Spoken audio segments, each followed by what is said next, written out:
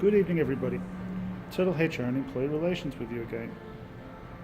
With another installment of my videos for my YouTube channel about the labour market, employment and related subjects. Because that's what I'm expert in and that's what I like to talk about. So this week's subject will be on entrepreneurship and more particularly forced entrepreneurship. Now, what is forced entrepreneurship? Well, forced entrepreneurship is something that's happening quite a lot in the modern labour market, or what passes for a labour market.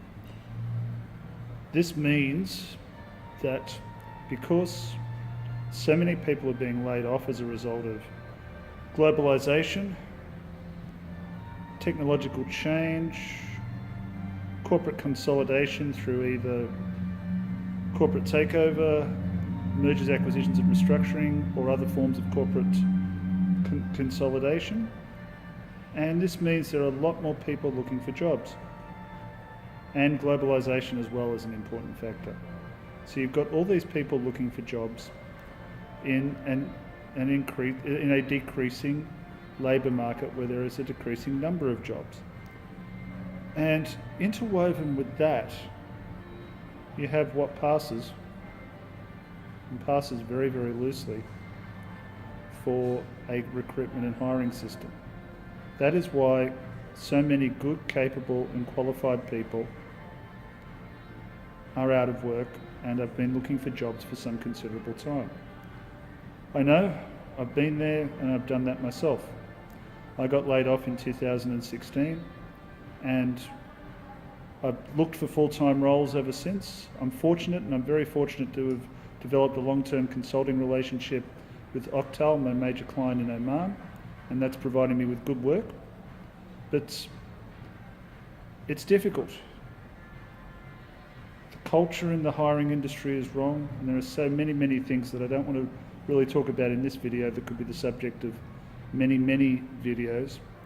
But I want to talk to you tonight about a side effect of that, or a side issue from that. You keep applying for jobs.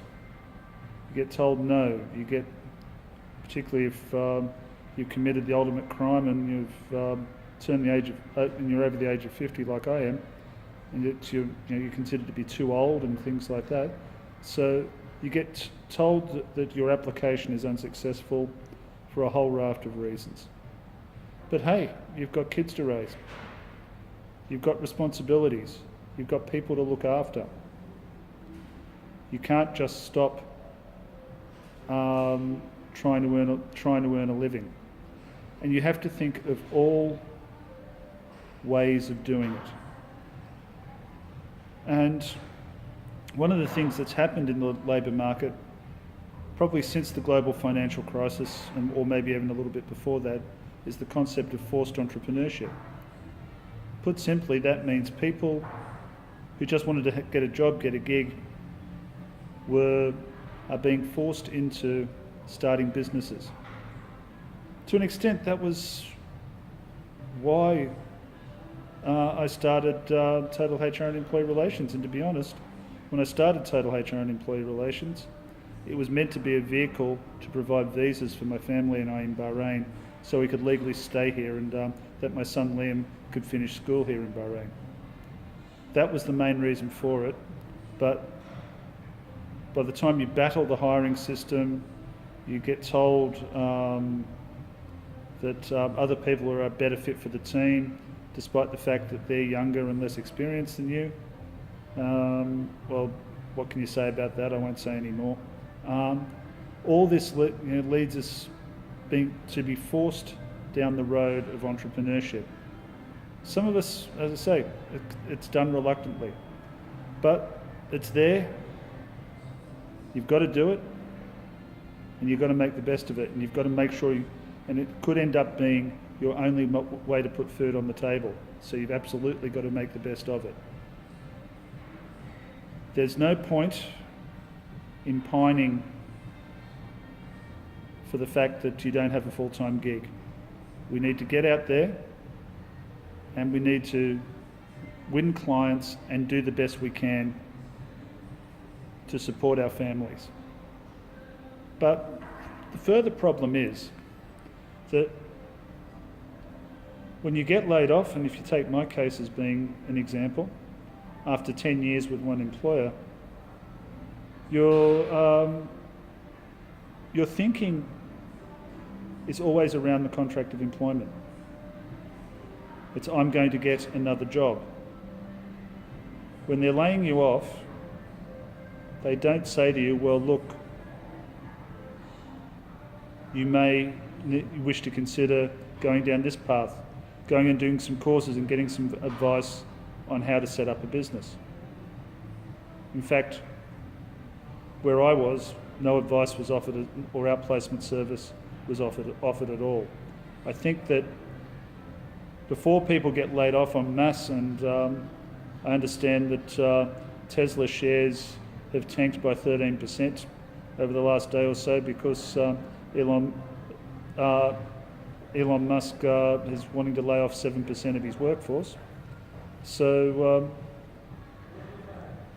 those who are about to lay people off need to understand that they are making a quantum shift in other people's lives. Innocent people as well. People who just turned up for work, did their job, usually got good performance reviews, bonuses, and everything else that went with that. So let's lobby or do what we can to make sure that corporations who are laying people off and placing such a negative impact upon the families of those laid off workers actually do something to help them and to train them on what they are to expect. I've learned along the way, and I'm still learning. I've made some mistakes and hopefully learnt the lessons from them. Because the other thing they don't tell you about when they force you down the path of entrepreneurship is, obviously you've got some money behind you from the severance, but that's not going to last forever. And at one particular point, you're going to have to go to the bank to try and finance your business. This is what happened to me. I got myself to that point, and I went to the bank and I was told, sorry, you haven't been in business for 2 years. So they can't, so I couldn't get money from them. So this is what needs to happen, folks. People need to be informed and completely informed about what their options are before they're kicked out the door.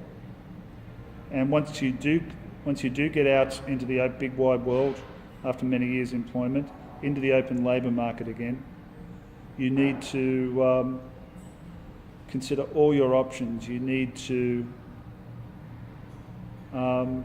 both the business options and the employment options. Now, if you feel as though you're forced to go down the business road, it's going to take you some time, as I've learnt. Getting your brand out in the marketplace, getting yourself set up with a good website will be important. Networking, even if you're a shy person, start writing posts on LinkedIn, start writing articles on LinkedIn. You have to do what you can to get your name known. It will take you at least a year, if not longer, to do it. So be patient, and your brand is important. Get your brand out there, get it known, and make sure people are aware of you and what you can do. And hopefully from there, the work will start to flow in from there. Okay, thank you very much, folks, and I shall talk to you again soon.